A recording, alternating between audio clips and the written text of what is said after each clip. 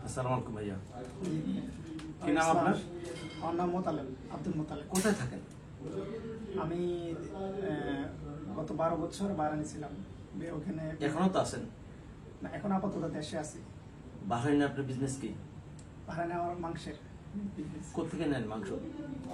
মাংস আমি আমার কফিল আছে আরবি থেকে, স্পেনের, তারপর যাই ইতালি, বিশেষ করে কেনিয়া, তানজানিয়া, এগুলো। দৈনিক কত মাংস নেন আপনারা?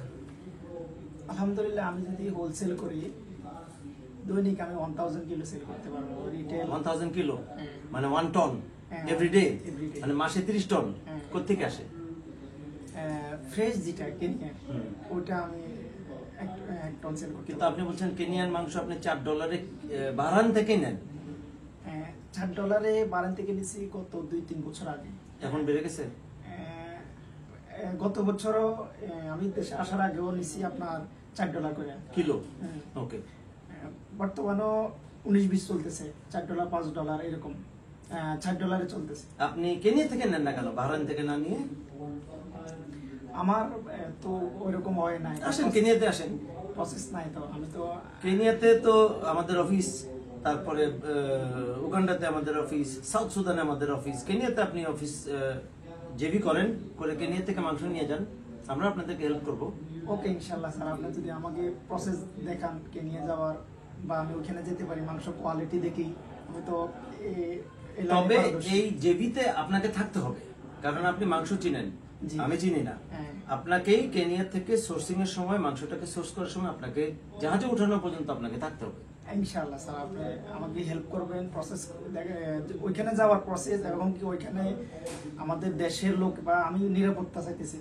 কেনিয়াতে নিরাপত্তা নিয়ে কোনো ইস্যু নাই, মোম্বাসা কিংবা নাইরোবিতে কোনো অসুবিধা নেই। আর আপনি তো বিজনেসম্যান, বিজনেস করবেন, আপনার প্রসেস থাকবে, লাইসেন্স থাকবে, লোকাল পার্টনার্স থাকবে, রেগুলেশনস থাকবে, রেজিস্ট্রেশন থাকবে, এক্সপোর্ট পারমিট থাকবে, লাইসেন্স থাকবে, এগুলোতে কোনো প্রবলেম নাই। কিন্তু আপনাকে কিছু হলেও ইনভেস্ট করতে হবে, মানে আপনার টিমে থাকার জন্য। সেটা করতে পারবেন কিনা?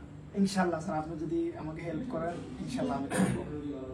আপনি কেনিয়া ছাড়া আর কোনো জায়গায় এটা চিন্তা করছেন যে মাংস কেনিয়া ছাড়া যেতে, সোমালিয়া? অসুবিধা নেই। No problem. ওই যে সার্টিফিকেট কি কি লাগে?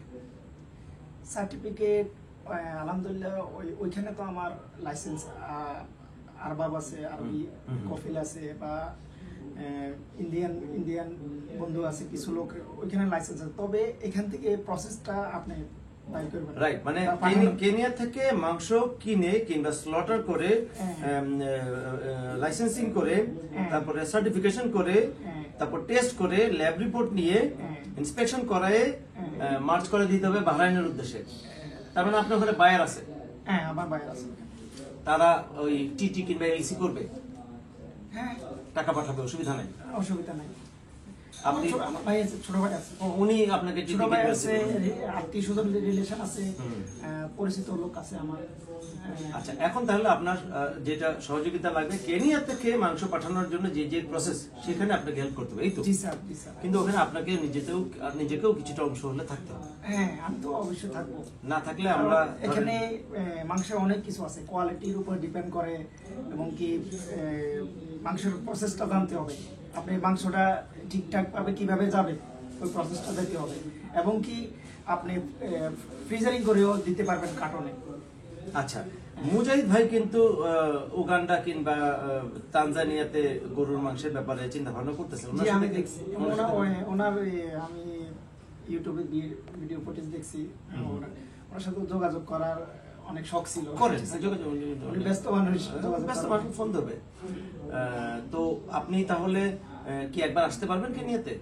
ইনশাআল্লাহ, আপনি যদি আমাকে দেশ থেকে বা ওইখানে যদি হেল্প করেন, জি, এখান থেকে প্রসেসের সিস্টেম করে ওখানে নিয়ে যান, সমস্যা নেই।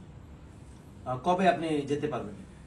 এখন তো আমার পাসপোর্টের, আমার গত 4-5 মাস আগে ডেট শেষ। আমি পাসপোর্ট রিনিউ করতে গেছি, বলছে এনআইডি কার্ড লাগবে। আমি তো বাইরে ছিলাম অনেকদিন, ঠিক আছে। এখন তো দেশে এনআইডি ছাড়া, এগুলো জটিল কিছু না, এনআইডি দরখাস্ত করলে পাওয়া যায়। জি স্যার, আপনি হেল্প করলে অবশ্যই। আপনি যদি আমার পাসপোর্ট 1 মাসে যদি রিনিউ হয়, ইনশাআল্লাহ আমি রেডি আছি। আপনার সাথে কথা বলে খুব ভালো লাগলো, দেখা হবে ইনশাআল্লাহ। Thank you so much.